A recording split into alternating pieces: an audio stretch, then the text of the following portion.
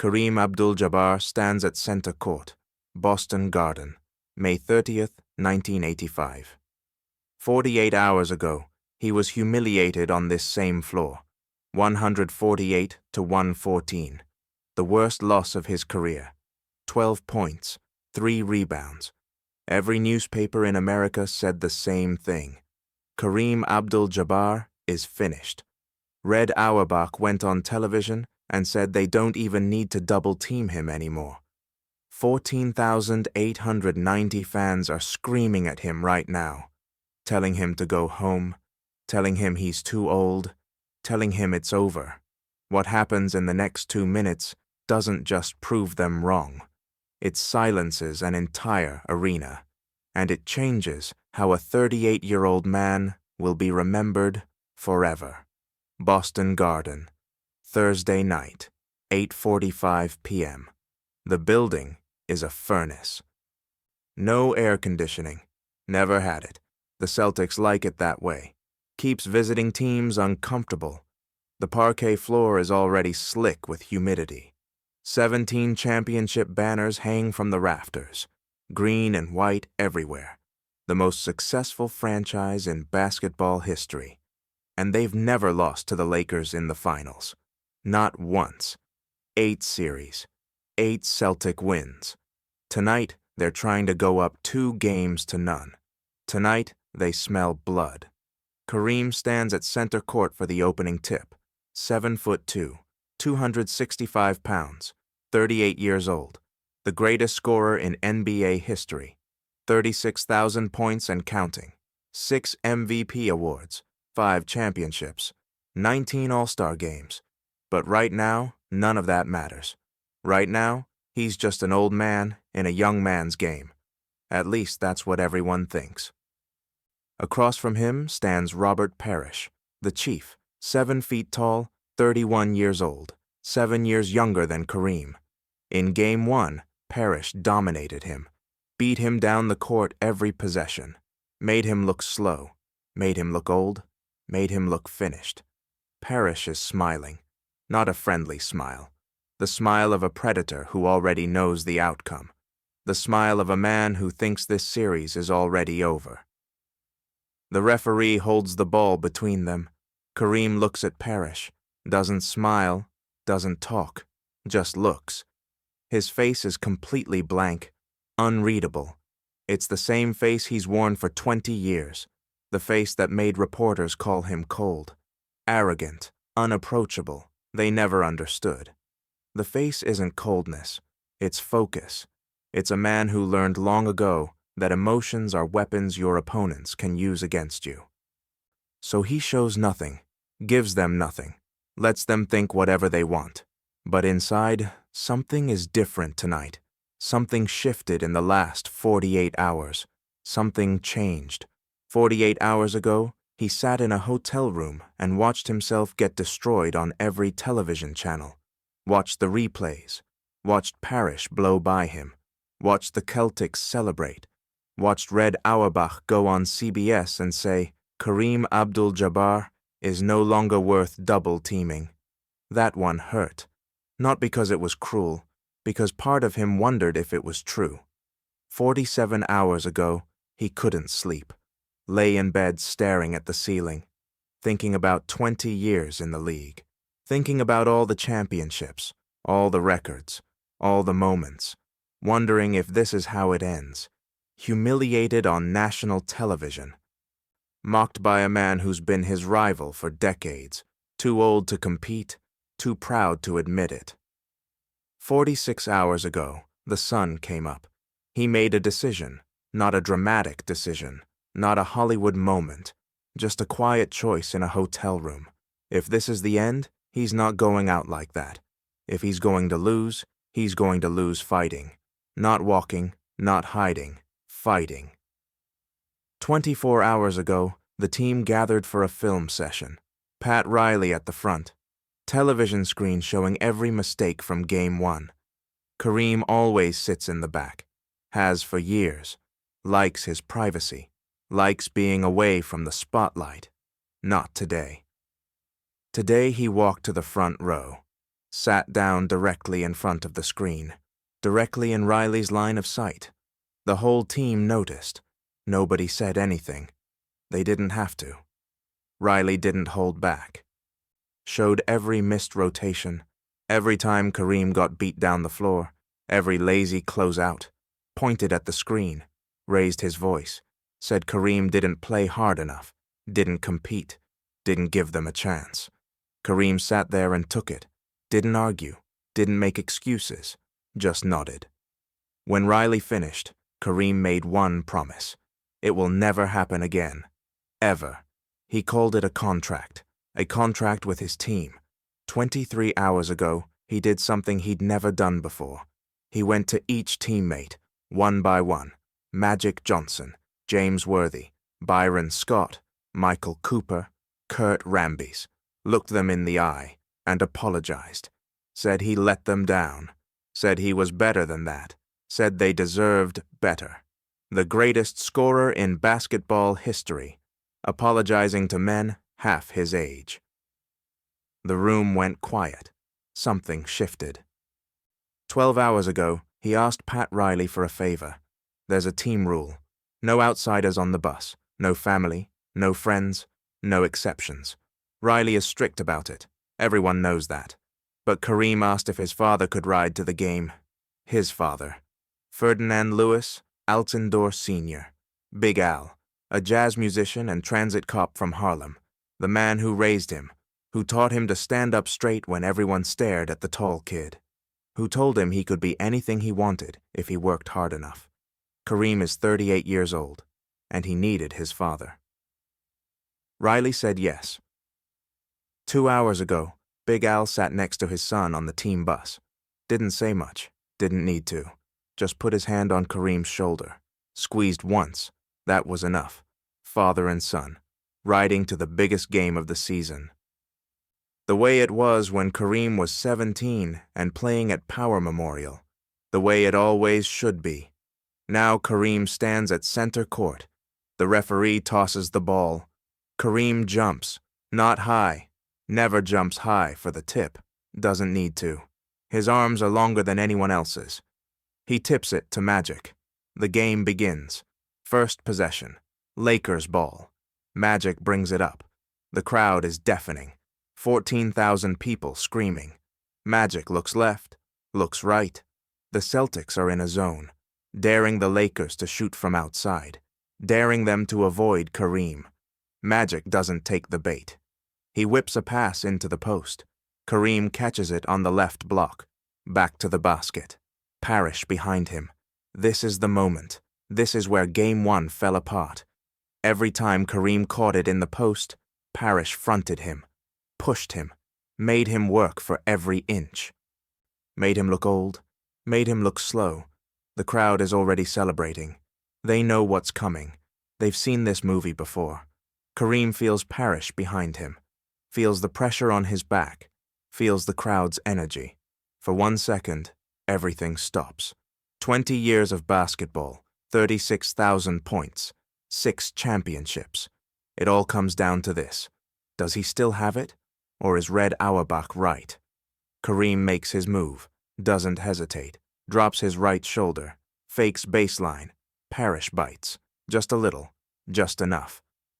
Kareem spins left, one dribble, rises, the skyhook, the most unstoppable shot in basketball history. A shot he's been perfecting since he was a kid in Harlem, since the NCAA banned dunking just to stop him.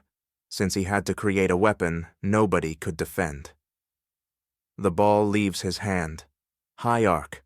Perfect rotation. The crowd goes quiet. Not silent. Just quiet. 14,000 people holding their breath, watching the ball float toward the rim, watching a 38-year-old man who's supposed to be finished. The ball drops through. Nothing but net. The sound is perfect. That clean swish that every basketball player knows. The sound of something going exactly right.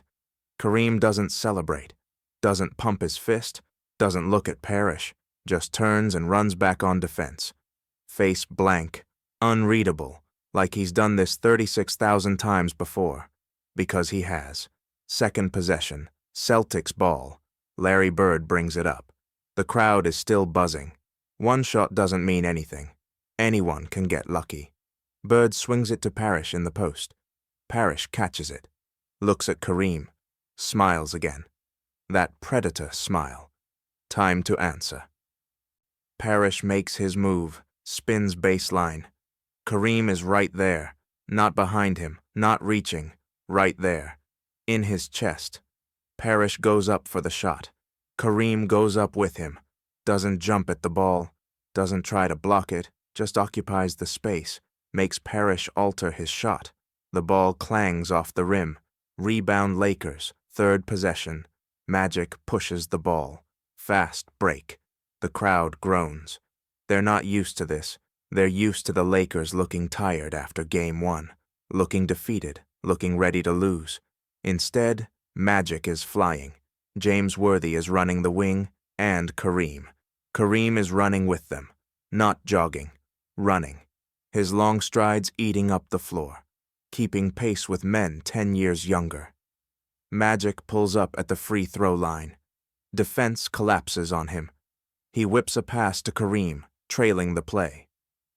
Kareem catches it 15 feet from the basket. No time to post up, no time to set up the skyhook. Parrish is closing out, hands up, contesting. Kareem doesn't hesitate, rises, shoots. A turnaround jumper from 15 feet, not the skyhook. A regular jumper, the kind of shot people forget he has. The kind of shot that proves he's not just a one-trick pony. The ball drops through. Swish. 4-0. Lakers. Less than 90 seconds played. The crowd is quiet now, not celebrating, not chanting, just watching. Something is wrong. Something is different. This isn't the same Kareem from Game 1. This isn't an old man waiting to be put out of his misery. This is something else. This is dangerous. Fourth possession. Celtics ball. Kevin McHale in the post. McHale is one of the best post players in the league. Automatic from 15 feet. Great footwork, great touch. He catches it on the right block, backs down his defender, spins, goes up for the shot. Kareem comes from the weak side, doesn't go for the block, times it perfectly, gets a hand on the ball just as McHale releases it. The shot goes sideways. Air ball. The Lakers crowd would be going crazy if there were any Lakers fans in the building. But there aren't. Just 14,000 Celtics fans sitting in stunned silence. Fifth possession, Lakers ball. Magic walks it up, takes his time, lets the offense set. Kareem posts up on the left block again. Parrish behind him again. Same spot, same matchup, same everything. But Parrish isn't smiling anymore. Magic feeds the post. Kareem catches it. Backs Parrish down. One dribble. Two dribbles. Parrish is fighting him. Pushing. Grabbing. Using every trick he learned in 14 years of professional basketball. Kareem doesn't care. Keeps backing him down. Gets to his spot. 8 feet from the basket. Turns. Rises. Skyhook. Good. 6-0. 2 minutes played. Kareem has 6 points, 2 skyhooks, 1 jumper, 1 altered shot, 1 block. In 2 minutes, he's outscored his entire first half from Game 1. In 2 minutes, he's made Red Auerbach look like a fool. In 2 minutes, he's reminded 14,000 people why he's the greatest scorer who ever lived. The Celtics call timeout. The crowd is confused. They came here to celebrate. They came here to watch the Lakers die. They came here to chant about how Kareem is too old. Instead, they're watching a resurrection. On the Lakers bench, Pat Riley doesn't say anything. Just looks at Kareem, nods once. That's all. 20 years of basketball, 5 championships, hundreds of games, thousands of moments. And this one. This quiet nod between a coach and his captain. The contract is being honored. Kareem sits on the bench, towel around his neck, breathing hard, but not too hard. He's in shape, has been his whole career. While other players partied and ate junk food, he did yoga, studied martial arts with Bruce Lee. ate vegetarian before it was fashionable, took care of his body like it was a temple, because he knew this moment would come, the moment when everyone counted him out, the moment when age was supposed to win. He prepared for this moment his entire life. Big Al is somewhere in the building, watching. Kareem doesn't know where, doesn't need to know. Just knowing he's here is enough. The bus ride, the hand on his shoulder, the squeeze. That's what fathers do. They show up, they believe, even when no one else does. The timeout ends, the game continues. Kareem walks back onto the court. Parrish is waiting for him. The smile is gone, replaced by something else. Respect? Fear? Confusion? Hard to tell. Doesn't matter. What matters is the next possession, and the one after that, and the one after that. By halftime, Kareem has 18 points, 10 rebounds. The Lakers lead by 8. The Memorial Day Massacre is a memory. By the end of the game, Kareem has 30 points, 17 rebounds, 8 assists, 3 blocks. The Lakers win 109-102. Series tied. After the game, reporters surround his locker. Now they want to talk. Now they have questions. 3 days ago, they wrote his obituary. Now they want quotes. One of them asks about Red Auerbach, about the comment that they don't need to double-team him, about being called finished. Kareem looks at the reporter, pauses, that blank face, unreadable as always. Then he speaks, 8 words that will be replayed for the next 40 years, 8 words that become his legacy. Contrary to public opinion, the demise of Kareem Abdul-Jabbar was highly exaggerated. The Lakers go on to win the series in 6 games. They beat the Celtics in Boston Garden, the first team to ever do that. Kareem is named Finals MVP. At 38 years and 54 days old, the oldest Finals MVP in NBA history. A record that still stands. But the numbers don't tell the whole story.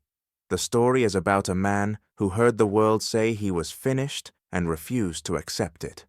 A man who sat in the front row when he always hid in the back. A man who apologized to his teammates when his pride said he didn't have to. A man who asked his father to ride the bus because he needed him.